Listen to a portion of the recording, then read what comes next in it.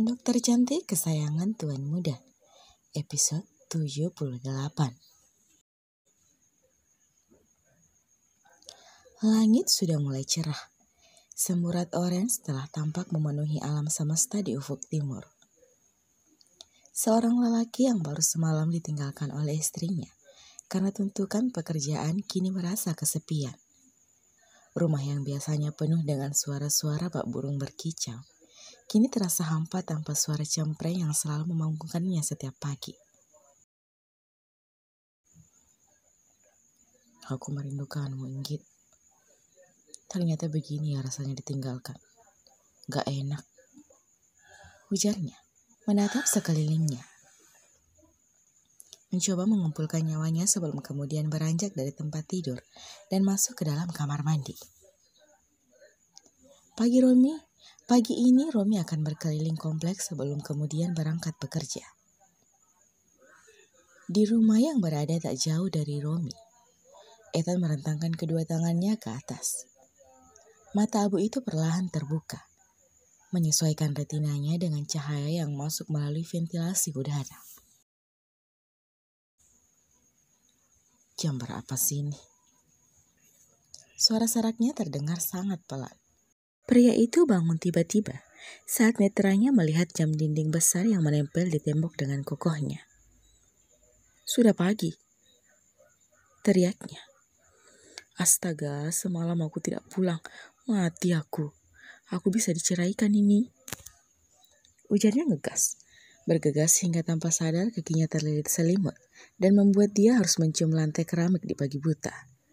Sakit. Erangnya tertahan, menundukkan tubuhnya dan mengusap lutut yang sudah terasa nyeri. Matilah kau, Ethan. Gara-gara cemburumu yang tidak jelas itu, membuat hidupmu kini berada di ujung tanduk. Siap-siap lakukan amukan dari mama. Belum juga kakinya mencapai kamar mandi, bel rumahnya berbunyi. Siapa yang kesini? Tidak mungkin itu Kimi atau mama kan? Tebaknya. Kemudian bergegas ke kamar mandi terlebih dahulu. Kan gak lucu jika dia membuka pintu dengan mata yang dihiasi benda kenyal berwarna putih, serta muka yang berminyak dan rambut yang acak-acakan. Di luar rumah. Apa benar Tuan Ethan ada di dalam? Tebaknya. Tapi ini benar mobilnya. Ujarnya kembali setelah memastikan plat mobil yang terparkir memang Ethanlah pemiliknya. Apa Tuan Ethan kemari setelah mengantarkan Nona Kimi ke rumah sakit ya? Ujarnya kembali seraya menekan tombol bel di dekat pintu. Apa dia masih tidur? Kenapa aku jadi cerewet begini sih? Aku sepertinya ketularan dengan Inggit. Ungkapnya begitu menyadari jika sedari tadi ia mengoceh tiada henti. Tak berselang lama, saat Romi sudah 2 kali melangkah hendak pulang, pintu itu terbuka. Romi, panggil Ethan saat melihat sosok mantan asistennya itu berdiri di depan rumahnya. Tuan, jadi Tuan sudah pindah ke sini? Tanya Romi kembali berbalik. Belum, aku hanya berkunjung setelah pulang kerja kemarin. Tahu-tahunya aku ketiduran. Jawab Ethan masih dengan sisa kantuknya. Mulutnya terbuka, menguap tertahan. Jadi dia tidak tahu kalau istrinya pergi. Mungkin mereka bertengkar kemarin. Aku jadi ingin lihat reaksinya. Batin Romi dengan niat jahilnya. Kamu habis jogging? Hanya sendiri? Tanya Ethan, mengedarkan pandangannya. Mencari sosok yang selalu menempel di Romi tapi tidak menemukannya. Istri saya tidak ada, Tuan. Mengerti dengan maksud Ethan. Apa para dokter bekerja lembur? Apa Tuan tidak tahu kalau istri saya dan Nona Kimi semalam berangkat ke daerah A? Apa?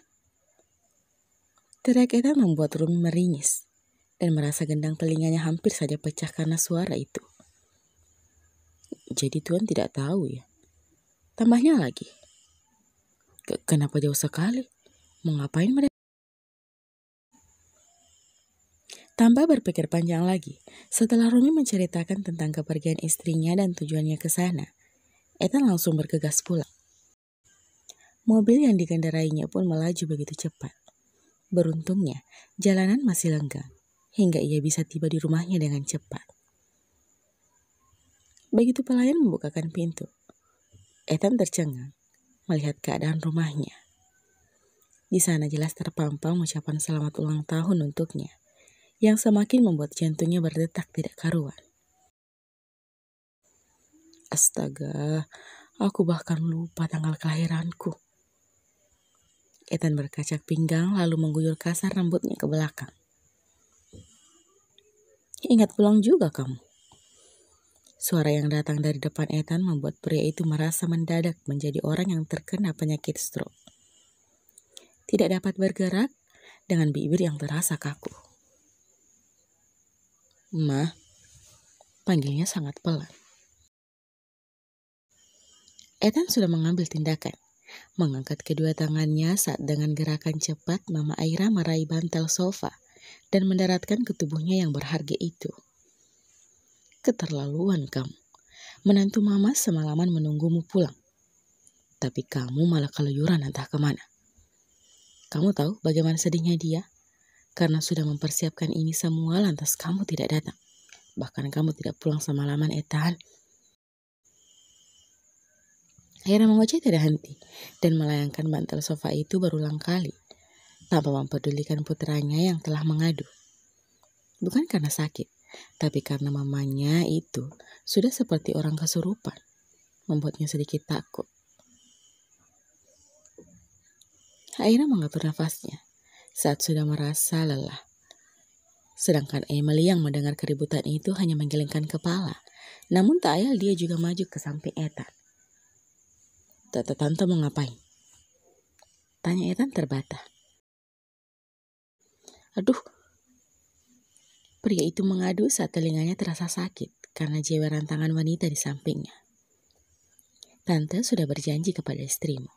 Kalau kamu pulang, Tante akan menghajarmu habis-habisan. Sekarang bilang, kamu dari mana, ha? Kamu tidak sana sampai lupa jalan pulang? Aira tersenyum kecil melihat adegan itu. Aduh Tante, lepasin dulu baru Ethan jelaskan. Ethan mengusap telinganya berulang kali saat jemari lantik tante mudanya itu terlepas. Pria itu pun dengan semangat menceritakan apa yang terjadi dengan dirinya kemarin, hingga ia dibebaskan untuk kembali ke kamarnya. Saat Ethan membuka pintu kamar itu, matanya melayang kepada dua kotak kecil di atas tempat tidur. Sejenak pria itu merasakan nyeri di ulu hatinya. Dia membayangkan bagaimana sungguhnya semalaman.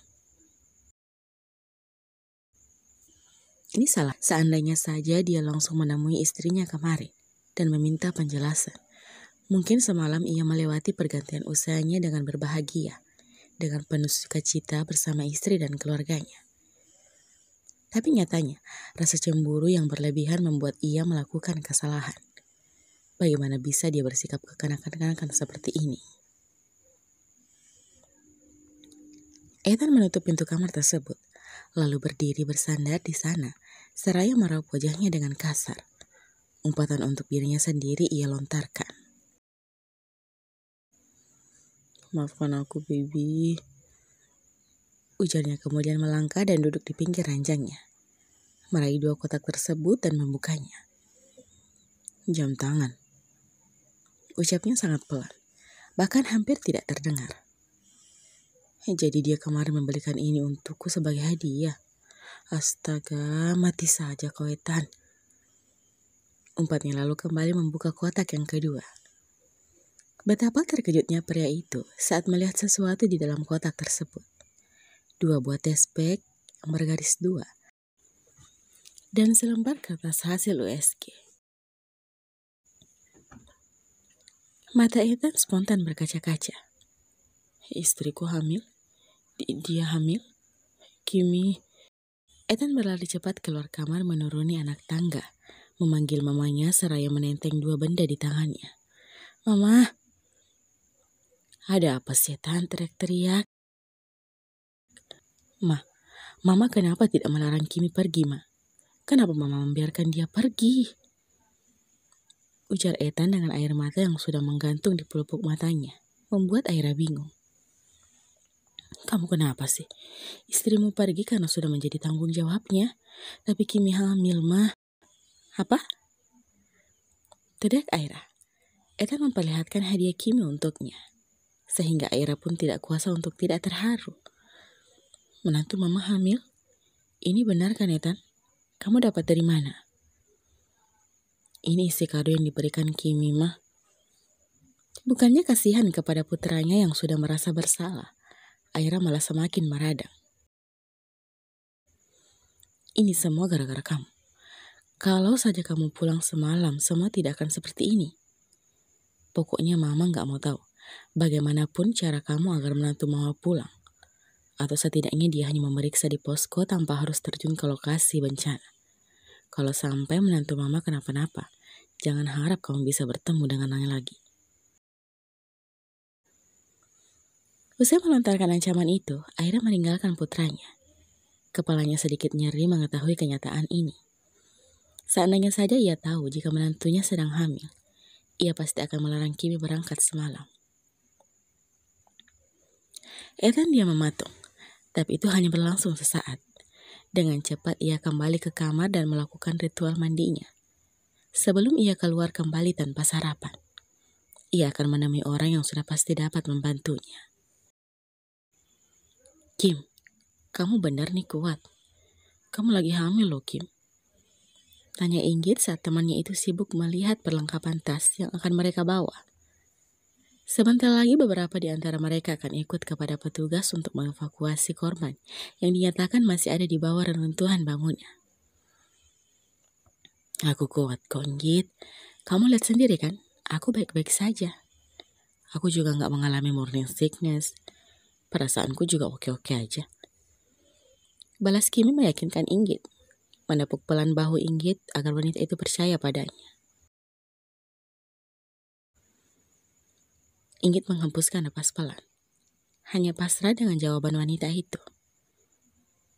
Baiklah, tapi kamu harus hati-hati ya. Ingat Kim, ada janin di dalam perutmu yang membutuhkan perlindunganmu. Iya Inggit bawel. Kimi tersenyum tipis, menggelengkan kamu. Ya sudah, kita bergabung sama yang lainnya yuk. Pintanya kembali dan dibalas anggulkan oleh Inggit seperti kotak obat dengan ukuran yang besar.